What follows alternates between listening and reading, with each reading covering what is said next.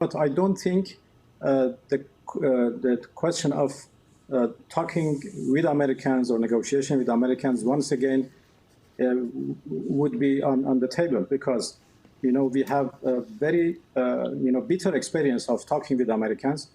After 3 rounds of negotiation, and after the American team in the negotiation, said itself that we made a big progress, still they decided to attack us. So I don't think talking with Americans anymore would be on our agenda anymore. Well, this is not our fault. This is not our plan. The oil production, the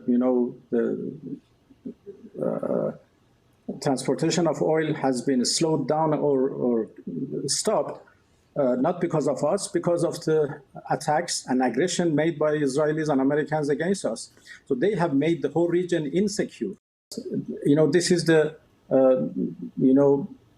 result of the aggression by Israelis and Americans, which has made the whole region insecure, unstable, and the consequences are huge for not only us, but for the whole region, and now for the international community. Well, actually, this is a war imposed on us, and what we are doing is only defending ourselves. We are facing an act of aggression which is absolutely illegal, and what we are doing is the act of self-defense, which is legal and legitimate. So this is the consequence of the U.S. aggression against us. We are not responsible for that. We continue to target Iran's drone and missile capabilities. Their drones are way down. Their drone manufacturing has been hit starting today. We know all of the places they manufacture the drones, and they're being hit one after another. Their missile capability is down to about 10%, maybe less. But it's all resulting in a 90% decline in various things, but in particular, Iranian missile launchers, and 83% drop in drone launchers. As you know, the drone launchers are pretty well shot, but we're at over 90% decline in the Iranian missile launchers, which is very hard to reproduce and very hard to get. So now we have low-cost interceptors effectively combating Iranian drones, and our B-2 bombers recently dropped dozens of 2,000-pound bombs to destroy missile launchers all over Iran and very deep under Iranian soil in many cases. The soil was no match. And we're also annihilating the manufacturing base that the regime uses to build drones and missiles at a rate that nobody thought was possible. We're knocking them out. We know where they all are. We're knocking them out. We're ahead of our initial timeline by a lot. I would say that we probably would not have thought after a month we'd be here, in addition to the fact that we've taken out the leadership twice and maybe 3 times. We want to keep it that way. As we continue Operation Epic Fury, we're also focused on keeping energy and oil flowing to the world. And I will not allow a terrorist regime to hold the world hostage and attempt to stop the globe's oil supply. And if Iran does anything to do that, they'll get hit at a much, much harder level. I will take out those targets that were easy and that I mentioned just before. We'll take them out so quickly, they'll never be able to recover, ever.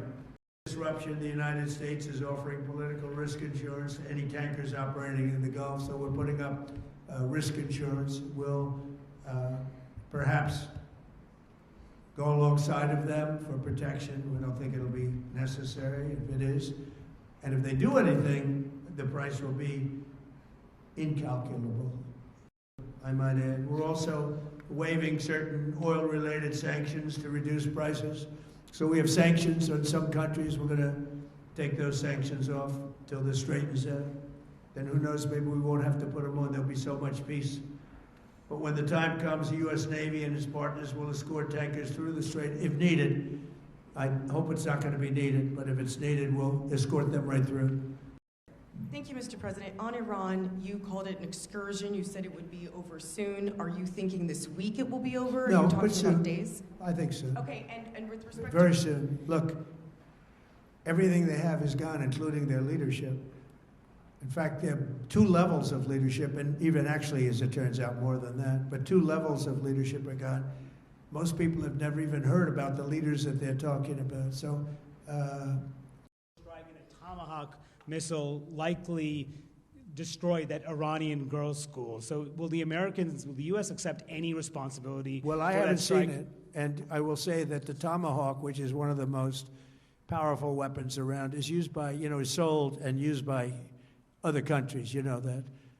And whether it's Iran, who also has some Tomahawks, I wish they had more, but whether it's Iran or somebody else, the fact that a Tomahawk is very generic, it's sold to other countries, but that's being investigated right now.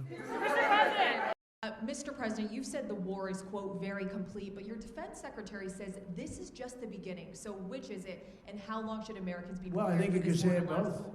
It's the beginning of building a new country, but they have no Navy, they have no Air Force, they have no anti-aircraft equipment. It's all been blown up. They have no radar, they have no telecommunications, and they have no leadership. It's all gone. So, you could look at that statement. We could call it a tremendous success right now as we leave here, I could call it, or we could go further, and we're going to go further. But the big risk on that war has been over for 3 days. We wiped them out in the first 2 days. A very positive thing. I mean, this was an excursion that a lot of people wouldn't have done. I knew oil prices would go up if I did this, and they've gone up probably less than I thought they'd go up. But I don't think anybody thought we were going to be this quickly successful. This was a military success, the likes of which people haven't seen. We have the best military. We have the best equipment. Your questions. Has Iran activated any sleeper cells inside the U.S.? There's reports that they have pressed that trigger button to activate those cells, at least abroad. Well, they've been trying for a long time. We've been very much on top of it. One of the things we have to do is get the Democrats to stop the Democrat shutdown, because, as you know, the apparatus that looks into that, Schumer and the Democrats have shut it down. 全球现场时间就持续要带您继续来关注到是中东局势。美国总统川普接受了哥伦比亚广播公司 CBS 的访问，他表示说，现在伊朗的战争基本上已经结束了。好，但是呢，美国战争部部长却表示说，战争才刚刚开始。两种说法是天差地远，到底真相是什么呢？川普稍后就在记者会上头解释说，他认为两种说法都是说得通的，因为要重建一个国家，其实现在才要开始。Thank you, Mr. President. On Iran, you called it an excursion. You said it would be over soon. Are you thinking this week it will be over? No, Are you talking but soon. about days? I think so. Okay, and with respect Very to soon. Mr. President, you've said the war is, quote, very complete, but your defense secretary says this is just the beginning. So which is it, and how long should Americans be prepared Well, I think for you could this war say to it last both. for? It's the beginning of building a new country, but they have no Navy, they have no Air Force, they have no anti-aircraft equipment. It's all been blown up. They have no radar, they have no telecommunications, and they have no leadership. It's all gone. So, you could look at that statement. We could call it a tremendous success right now as we leave here, I could call it, or we could go further, and we're going to go further. But the big risk on that war has been over for 3 days. We wiped them out in the first 2 days. 川普是在美东时间3月9号的下午接受了 CBS 的采访，他表示战争很快就会结束，并且补充说他认为战争基本上已经结束了。那么，川普接着在台湾时间今天的凌晨5点多就在佛州举行了最新的记者会，他宣布美军的最新战果。Wiped every single force in Iran out very completely. Most of Iran's naval power has been sunk. It's on the bottom of the sea. It's almost 50 ships. I was just notified it's 51 ships. I didn't know they had that many. Didn't last very long. And these are fighting vessels. They're meant to fight, but they're not meant to fight against us. We continue to target Iran's drone and missile capabilities. Their drones are way down. Their drone manufacturing's been hit starting today. We know all of the places they manufacture the drones, and they're being hit one after another. Their missile capability is down to about 10%, maybe less. We're also hitting where they make missiles and where they deliver missiles.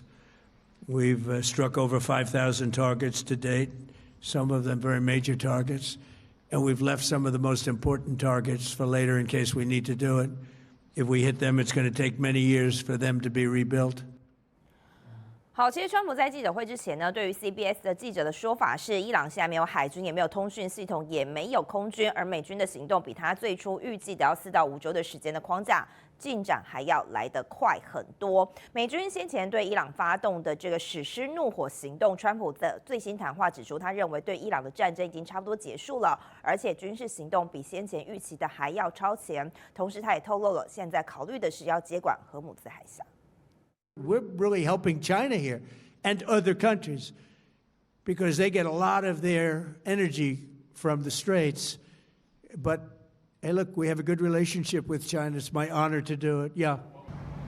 荷姆兹海峡是全球的能源运输重要的交通的航道，而在伊朗的封锁报复之下，几乎陷入到停摆。川普现在就表示，目前船只仍旧是有在通行的，但是他考虑要接管它。他同时间也表示，如此一来，他认为也是在帮助中国大陆。好，川普今天的最新记者会就证实了他和俄罗斯总统普丁有通话，而川普说两个人的通话显示正面的迹象。但是当普丁在这个通话当中就要说呢，他要协助川普有关于伊朗战争时可以帮上什么忙？现在川普就告诉普丁了，他认为帮忙结束俄乌战争比较有帮助。